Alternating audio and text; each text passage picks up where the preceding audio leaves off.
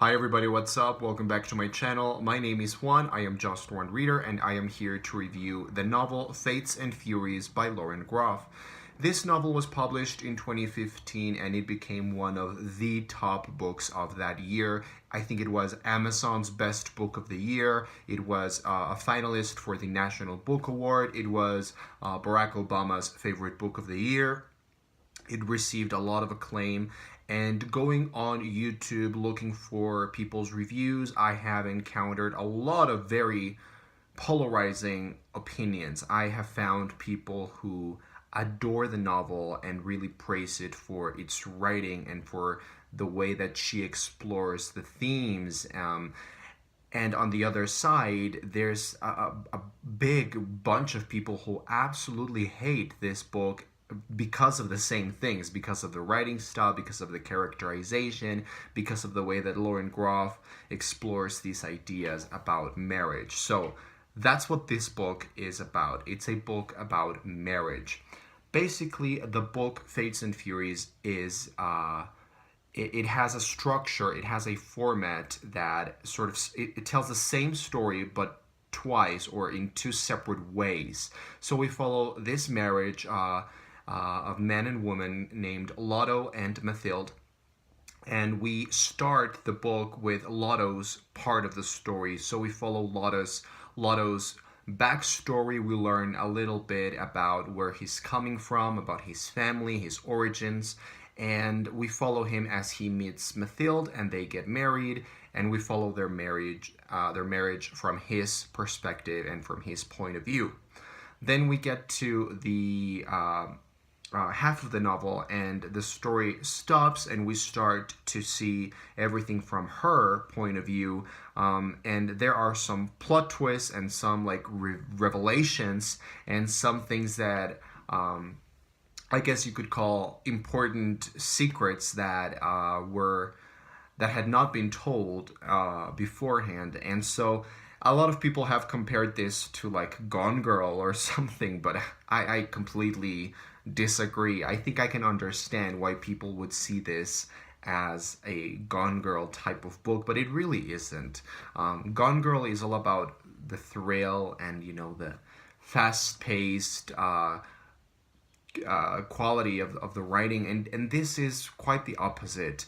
It's true, there are some important reveals and important plot twists, and there are moments where you will feel cheated and you will feel manipulated by the characters and by the author, and it's wonderful. But it's not like Gone Girl at all. This is in my books at least.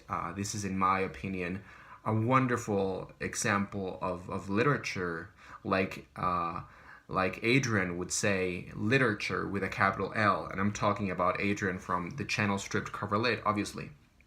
Now, like I said, we follow the story of a marriage, and that's pretty much it. Now, I am not married, but I was still able to understand and relate and empathize with the characters and with the themes and everything that this book is about, because it's about all the different things that make or unmake a marriage, and I thought it was fascinating. Now I'm gonna tell you my pros, my cons, and then I will talk a little bit about Lauren Groff herself.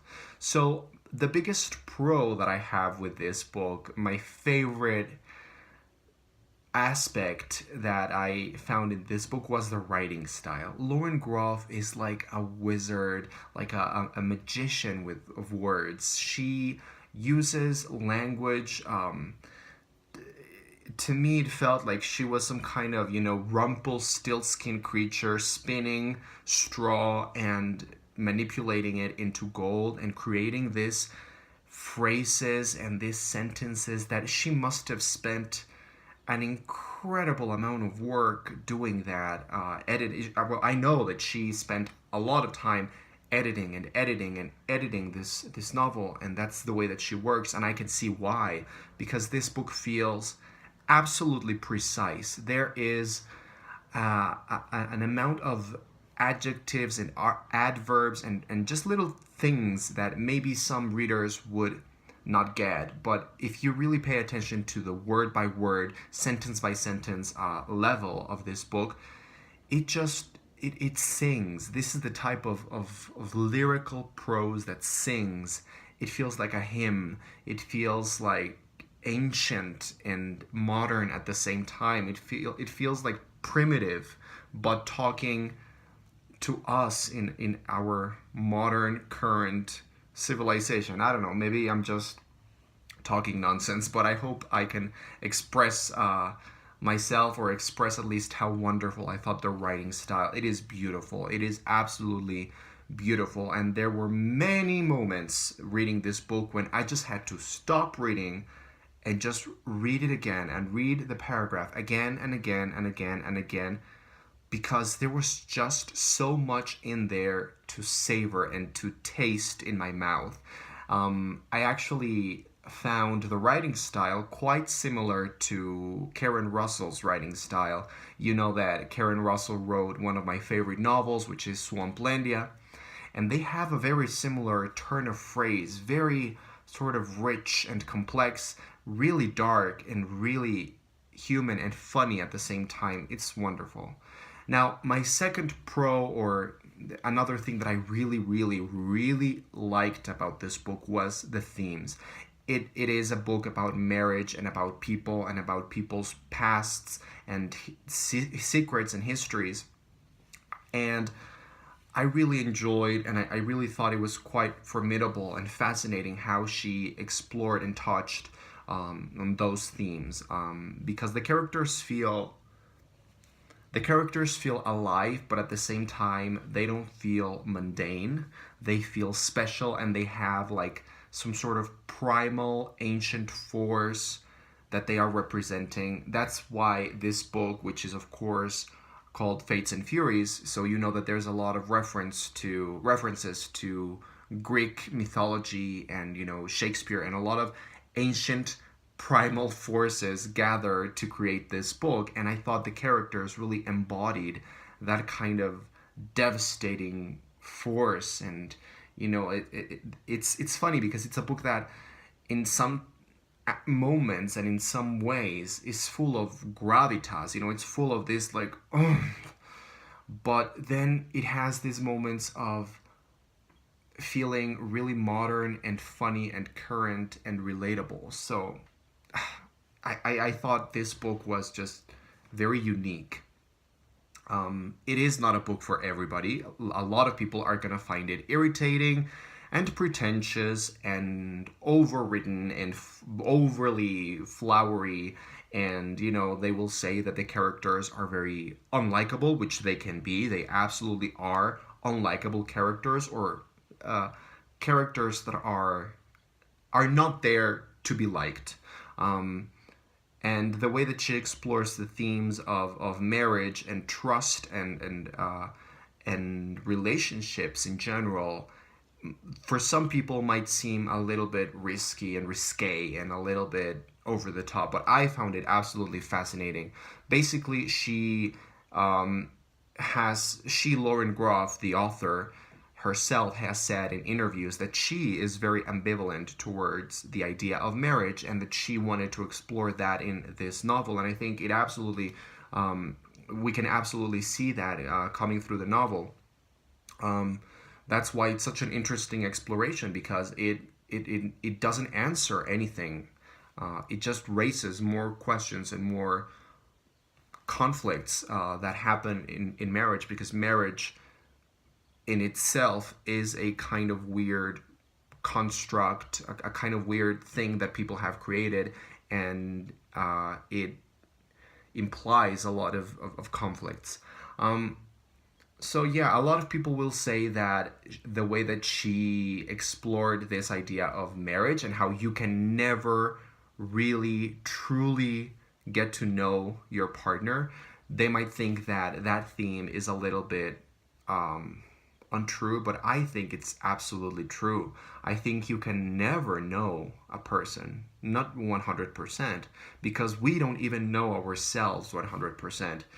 Maybe that's influenced by my training as a psychoanalyst, But I absolutely stand by that idea that we can never truly know ourselves. Therefore, we could never, in 1,000 years, really know or understand our partner or the people that are living next door or that are, lying on the same bed with you. Yes, I do think that maybe the second part of the book, which is focused on Mathilde's character's point of view, was a little bit over the top. It was very exaggerated. It was kind of, there was a lot about her that we didn't know and that Lotto, her husband, had no idea about. So yeah, it kind of felt a little bit exaggerated, but I think she's trying to make a point of how we can never really know, and that's fine, and we shouldn't know. We really shouldn't know everything about someone. Of course, she does take it to the extreme because it's fiction, it's a novel, and it is a fascinating one, in my opinion. Now, I will talk about the only negative thing that I could find in here, if you could call it a negative, if you could call it a con. The only negative thing was for me that because the nature of the book itself is there's a division between one character and then the other, I think you as a reader are bound to like one section of the book more than the other. And I personally really loved, really loved, like absolutely adored the first half of the book, which is Lotto's part of the story. I thought it was perfect. Like, I wouldn't change a single period, comma. It was perfect. And then the second part, Mathilde's part of the story, I also really loved it, but if I compared it to the first half, it's not as great for me. And like I said, I thought in the second part, in Mathilde's part of the story, Lauren Groff wanted to make things kind of very spectacular and very sort of exaggerated. And there were quite a few moments of, I never thought she would go there.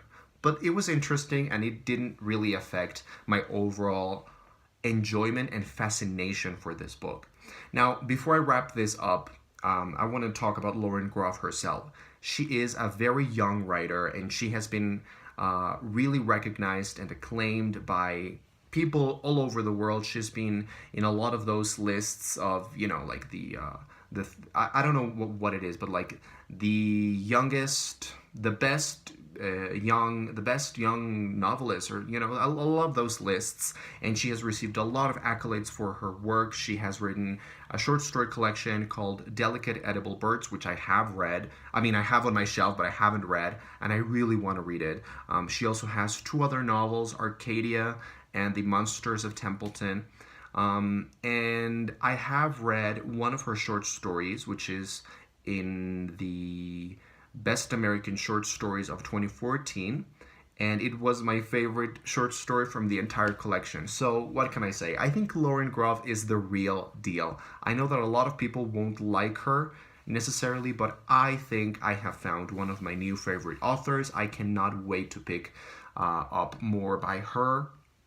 I will probably be reading Delicate Edible Birds next year as soon as I can. Yeah, she's a beautiful writer, absolutely wonderful, and I love the way that she works, and I would love to be able to get inside her brain and see how this golden magic just sprouts out of her synapses. So yeah, I gave this book 5 stars. There were so many things to love here. I think it was formidable. I think it is a very unique book, and I think we need more books like this one. Also, Lauren Groff. I mean, I can't deny my obsession and my fascination for her. I have seen a bunch of interviews and YouTube videos featuring her in interviews and different things. She is such an amazing person. She has such an amazing, charismatic personality. I just want her to be my best friend, but I also want her to be my new favorite writer. So thanks for watching. Fates and Furies by Lauren Groff, 5 out of 5 stars. One of the best books I've read so far this year.